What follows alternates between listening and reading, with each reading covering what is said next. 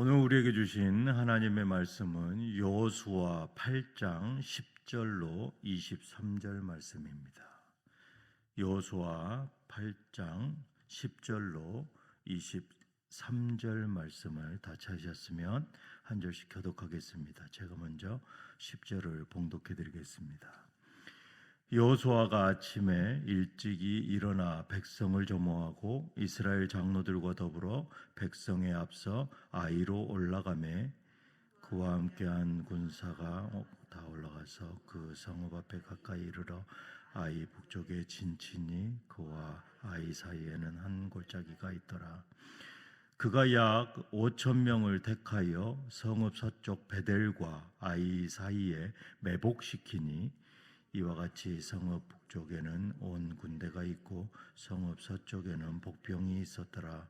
여호수아가 그 밤에 골짜기 가운데로 들어가니 아이 왕이 이를 보고 그 성읍 백성과 함께 일찍이 일어나 급히 나가 아라바 앞에 이르러 정한 때에 이스라엘과 싸우려 하나 성읍 뒤에 복병이 있는 줄은 알지 못하였더라. 여호수아와 온 이스라엘이 그들 앞에서 거짓으로 패한 척하여 광야 길로 도망하매 그 성읍에 있는 모든 백성이 그들을 추격하려고 모여 여호수아를 추격하며 유인함을 받아 아이 성읍을 멀리 떠나니 아이와 베델에 이스라엘을 따라가지 아니한 자가 하나도 없으며 성읍을 열어놓고 이스라엘을 추격하였더라.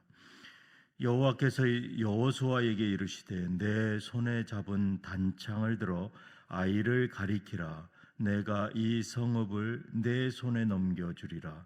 여호수아가 그의 손에 잡은 단창을 들어 그 성읍을 가리키니 그의 손을 드는 순간에 복병이 그들의 자리에서 급히 일어나 성읍으로 달려 들어가서 점령하고 곧 성읍에 불을 놓았더라. 아이 사람이 뒤를 돌아본즉 그 성읍의 연기가 하늘에 닿는 것이 보이니 이 길로도 저 길로도 도망할 수 없이 되었고 광야로 도망하던 이스라엘 백성은 그 추격하던 자에게로 돌아섰더라. 여호수아와 온 이스라엘이 그 복병이 성읍을 점령하고 함과 성읍의 연기가 오름을 보고 다시 돌이켜 아이 사람들을 쳐 죽이고 복병도 성읍에서 나와 그들을 치매 그들이 이스라엘 중간에 든지라.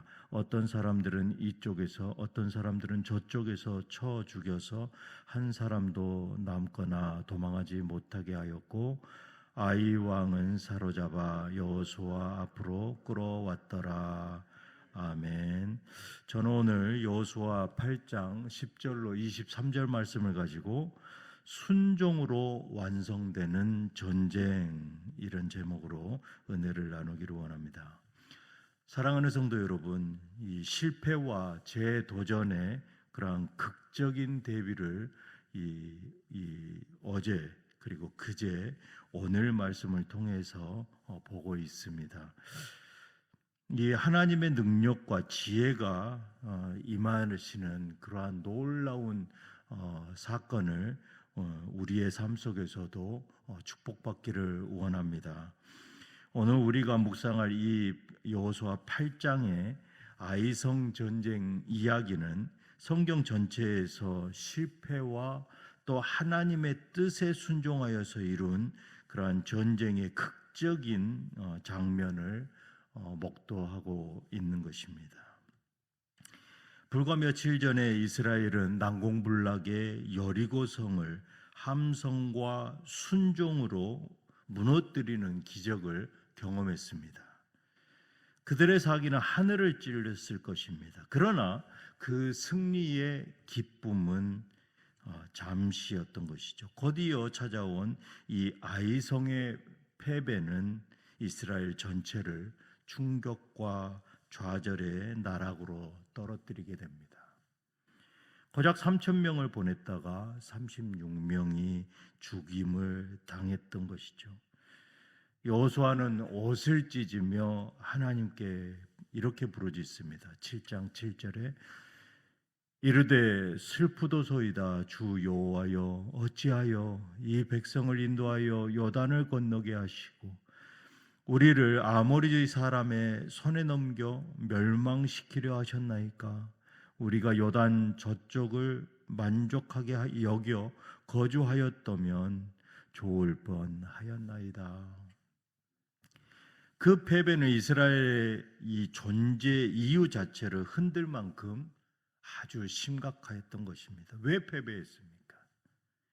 7장 1절에 이렇게 선언합니다. 이스라엘 자손들이 온전히 바친 물건으로 말미암아 범죄하였다.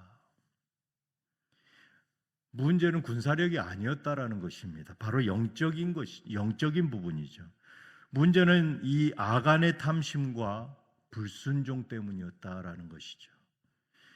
하나님의 명령을 어기고 전리품을 숨긴 개인의 죄가 개인을 뛰어넘어 이제는 공동체 전체를 흔들고 있고 무너뜨리려 하고 있다라는 것입니다.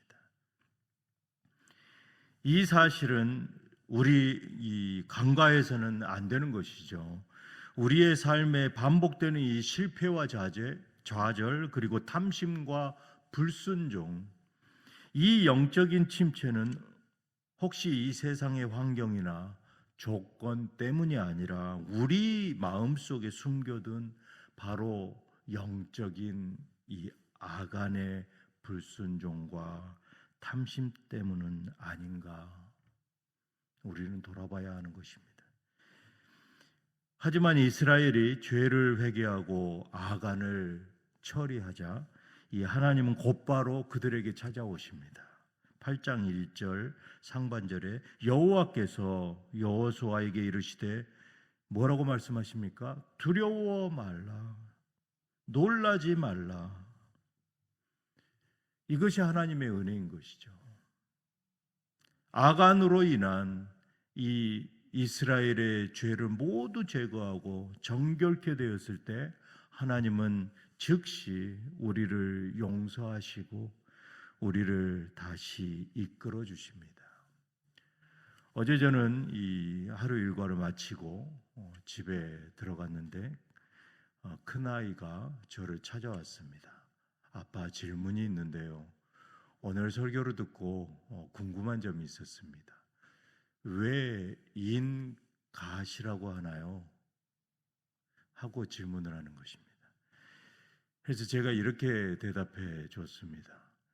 우리가 아무리 제각각 살아가도 결국은 하나님 안에 있다. 그래서 어제 설교 말씀에 인갓이라고 설교하신 것이다. 바로 이런 것이죠. 이 이스라엘의 오늘의 사건도 하나님 안에 있는 것이죠. 그러나 이스라엘 사람들이 이 죄를 모두 제거하고 정결해지니까 하나님께서 역사하시는 것입니다. 그 전에도 하나님 안에 있었고 이제도 하나님 안에 있었다라는 것입니다. 전쟁에서 승리하기 위해서는 준비된 순종과 전략적 행동이 필요합니다. 이 하나님의 승리의 약속을 받은 여호수아는 지체하지 않았습니다. 10절에 여호수아가 아침 일찍이 일어나 백성을 점호하고, 이것은 아이성을 향한 두 번째 전쟁에 임하는 단호한 의지와 철저한 준비를 보여줍니다. 하나님께서는 8장 1절로 9절 사이에 이 아이성 전투를 위한 새로운 전략을 주십니다. 4절에 너희는 성읍 뒤로 가서 성읍을 향하여 매복하라. 이 매복이라는 전술을 사용합니다. 3만 명의 주력 부대에서 이 정예군을 선발하고 준비시킵니다.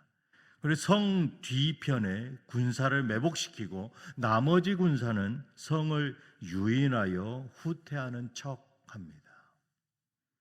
여기서 이 여호수아를 통해 우리가 깨달아야 할 중요한 교훈이 있는 것이죠. 여호수아는 결코 혼자서 이 전쟁을 독단적으로 치르지 않았다라는 것입니다. 이 10절에 이 아침에 일찍이 일어나 백성을 점호하고, 그리고 누가 따릅니까? 이스라엘 장로들과 더불어 백성에 앞서 아이로 올라갑니다. 전쟁의 최전선에 이 백성들을 이끌고 간 것이 아니라 바로 이 공동체의 리더들과 가장 일선에 앞장섰다라는 것입니다. 여호수아는 병력을 점검합니다. 그래서 그들의 몸과 마음을 하나로 일치시키는 것이죠. 그와 함께 이 이스라엘 장로들과 그들을 인솔하고 나서는 것이죠. 아무리 하나님의 명령을 받았다 할지라도 백성들의 이 리더들은 이 백성들과 한 마음 한 뜻으로 그들을 이끌지 않으면 결코 전쟁은 승리할 수 없다라는 것입니다. 이렇게 모든 백성들과 백성의 리더들이 함께 전쟁에 임하였더니 어떻게 됩니까? 하나님이 여호수아에게 명령하십니다. 18절에 내 손에 잡은 단창을 들어 아이를 가리키라. 내가 이 성읍을 내 손에 넘겨주리라. 여호수아는 어떻게 행동합니까?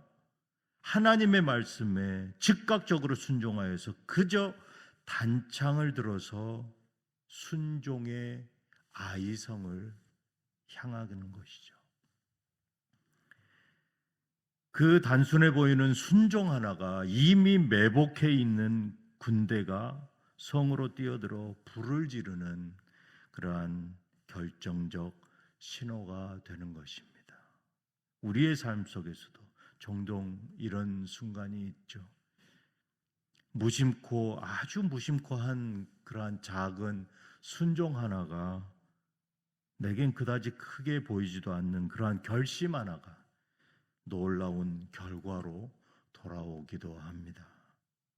기도하는 무릎, 말씀에 이 말씀을 펼쳐드는 우리의 손, 그리고 용서하는 마음, 이 작은 순종의 행동들, 이것들이 하나님의 은혜의 결과를 경험하게 한다라는 것입니다. 이제 아이성은 불에 타고 종국엔 아이 왕만 생포하여 여호수아에게 끌고 옵니다. 전쟁은 완전한 승리로 마무리됩니다. 불완전하거나 이 불안한 승리가 아니라 하나님이 이 전쟁을 종결시키십니다.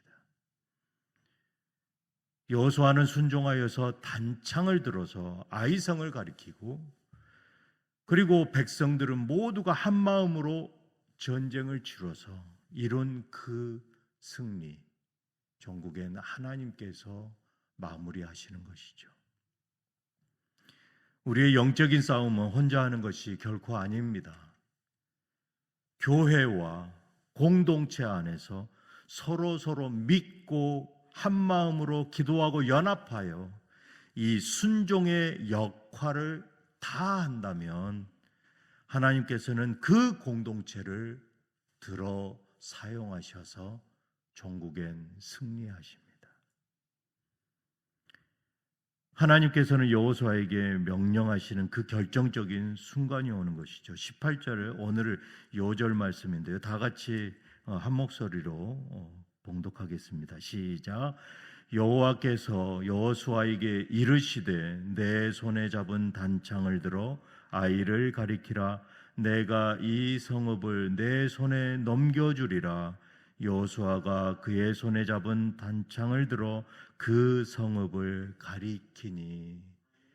우리는 마지막에 순종해야 된다라는 것이죠. 이 단창을 들고만 있어서는 안 된다라는 것입니다. 바로 그 목표를 향하여, 하나님께서 가르쳐 주신 그 목표를 향하여 손을 뻗어야 하는 것입니다. 그 순종의 결과는 하나님께서 책임져 주십니다. 단창은 결코 무기가 아닙니다. 하나님의 권능에 대한 절대적인 의존의 상징.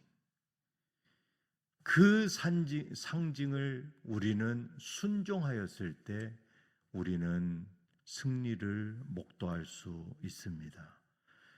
마치 모세의 전쟁을 보는 듯합니다. 이 아멜렉과의 전쟁에서 손을 들었을 때 그 손의 진영이 이 승리를 하고, 손이 내려가고 반대 손이 올라갈 때 또 반대 진영이 승리하는 그러한 전쟁.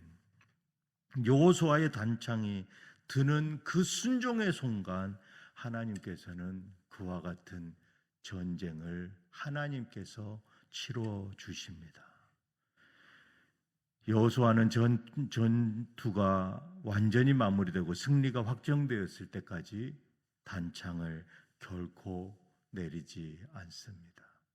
우리의 기도가, 우리의 말씀의 손이, 우리의 용서하는 마음이 어느 순간까지 하고 그쳐서는 안 되는 것이죠. 단창을 들었던 그 손이 끝까지 내려가지 않았던 것처럼 우리의 마음이 끝까지 그곳을 향하기를 주님의 이름으로 축복합니다. 사랑하는 성도 여러분, 우리가 날마다 치르고 있는 나만의 전쟁 어떻습니까? 우리는 쉽게 지치고 낙심하며 그 결과가 더디 보이고 또 포기하고 싶어지고, 그럴 때 우리는 어떻습니까? 손을 내리고 싶어집니다. 이제는 그만해야지. 우리가 무슨 부귀영화를 누리겠다고 또 교회를 향해서 또 무엇을 위해서. 그러한 입술의 고백이 이제는 우리의 입술에 있어서는 안 된다라는 것입니다. 지속적인 순종, 그것은 우리의 신앙을 길러줍니다. 우리의 기도, 우리의 헌신, 우리의 이 묵상이 단번에 놀라운 결과를 낳지는 못할 것입니다. 그리고 새롭게 일어나는 일들이 곧바로 엄청난 결과를 우리에게 주어지지 않을 수 있습니다. 하지만 우리는 그 여호수아가 내리지 않았던 그 단창을 든 손을 끝까지 들고 있어야 하는 것이죠. 사랑하는 유장의 성도 여러분, 이스라엘은 결국 어떻게 됩니까? 완벽한 승리를 얻습니다. 이 승리는 여호수아의 승리에서 그치는 것이 아니고 이스라엘의 그 뛰어남 때문만도 아니고 오직 하나님께서 약속하시고 여호수아를 사용하시겠다는 그 말씀에 대한 순종, 그것이 바로 승리를 완성시키신 것입니다. 오늘 이 아침에 우리의 삶에서 혹시 1차 아이성 패배처럼 좌절하고 낙심하는 그러한 나의 전쟁이 있습니까? 돌아보시는 이 하루, 그리고 이 한 주간이 되셔서 단창을 끝까지 내리지 않는 여호수아의 그 뻗은 손처럼 우리의 용서가, 우리의 순종이, 우리의 묵상이 끝까지 하나님과 함께 하시기를 주님의 이름으로 축복합니다. 기도하시겠습니다. 사랑의 하나님 아버지, 감사합니다. 우리가 승리를 완성하는 것이 아니라 오직 하나님께 순종하였더니 하나님께서 그 순종의 결과로 승리케 하심을 우리의 입술로 고백합니다. 이제는 부정의 말을 입술로 고백하는 것이 아니라 오직 하나님께만 순종하고, 우리가 그 승리의 기쁨을 맛보지 못할지라도 다음 세대가 승리하는 그 놀라운 역사가 있을 것이라는 믿음을 고백하는 입술이 되게 하여 주시옵소서. 오늘 이 순종의 단창을 끝까지 내리지 않는 여호수아의 그 순종을 나의 삶에 실천하게 하여 주시옵소서. 우리 주 예수 그리스도 이름으로 기도드리옵나이다. 아멘.